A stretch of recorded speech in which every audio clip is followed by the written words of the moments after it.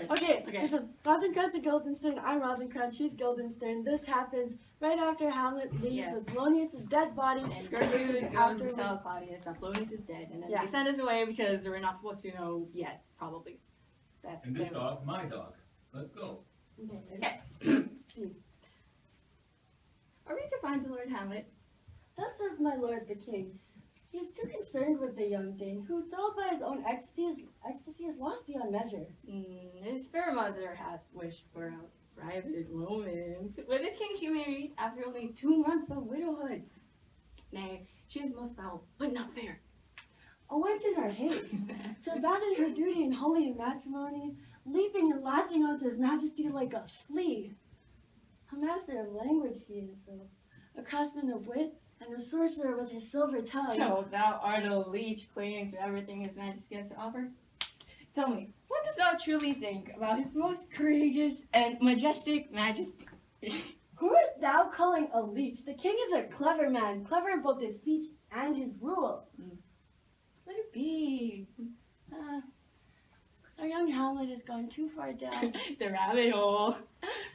To worry about such trifling matters in the form of his mother's remarriage, such a pair must have left lingering bitterness. How indecent of the fair queen to sow seeds in the bed of her husband's kin, to neglect her love for her once king? A love consummated and bearing a son. The wench ought to feel remorse. For her son, poor prince shall never believe in love again. Dog can't blame the Lord Hamlet. The man's mad. His father in eternal sleep, whilst his new father, uncle, and ally mother joined not in eternal sleep, but in sleepless nights. Keep him awake at night. Oh, you young devil, you as cunning as the Lord Claudius and as witty as the young Hamlet himself. Oh, you do flatter. I'm merely a humble bug, while Hamlet is a whole garden. Perhaps a garden infested with thistles. I beseech thy forgiveness if I don't think it well. Thy jests are as comical as the court jesters, but surely they are only jests. For should they be more, lest he be caught like a fly in a web, to think such things about our beloved prince? Beloved, I believe bewildered is more fitting a term. Thou art correct as always. There's not a single word in existence to describe our Hamlet. Why not to invent the word just to come close? So, then, what shall we include in the report? We are to report back to the king our observations, of course. We have found the young Hamlet reciting, nay, wailing, lines of poetry to no one in particular. It has some semblance of... Nay, I do not know. The Lord Hamlet marinates in his madness like some festive stew. No, it would seem as if someone added an extra dash of lunacy. Perhaps even a spoonful, I would say. A recipe for disaster, that saucy egg. I believe he's comparable even to like of a cuckoo bird. Although I must say, he's as pale as snow. He needs a little bit of color. It's as if he hath witnessed a ghost. Interesting that thou should make such And accusations. such accusations are true. I recently received news from a servant who heard from a rather loose-mouthed chambermaid. I must say, she has a mouth worthy of a mare. That whilst cleaning, she overheard some men, whom she claims to be the Lord Hamlet and Horatio, talking about our dear deranged son, saying that he hath witnessed his father, the late King Hamlet. Had that been me, I would have been wailing Like a newborn babe. Thou mentions his father's ghost. Does His Majesty know of such occurrence? If not, I do believe we have some juicy news. that indeed.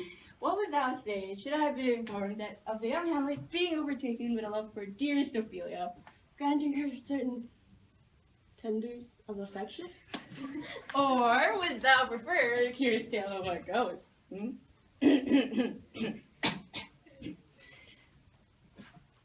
Your Majesty, the young Hamlet has truly gone mad. He claims to have witnessed a ghost of the late king himself.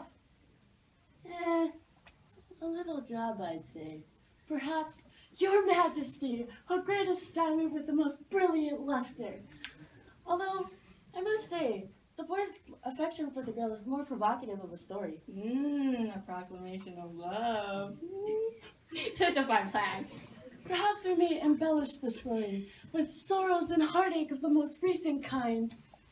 My king, The course of love never did run so smooth. In fact, his run rougher than the scales of a fish. Under the ancient ceilings of Elsinore, a love story so tragic it had never been seen before. So tragic that even the stone-hearted would weep.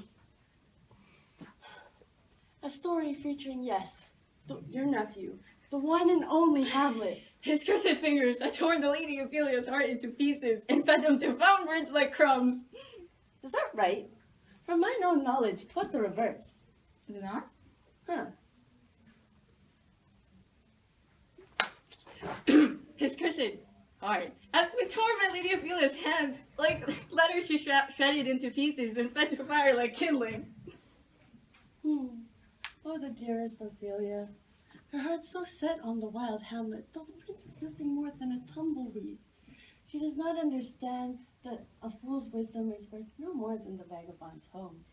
She is her father's marionette, and yet he seems to be exasperated by that girl. Yeah, by Lord Hamlet as well. Pliny is exasperated by any and all.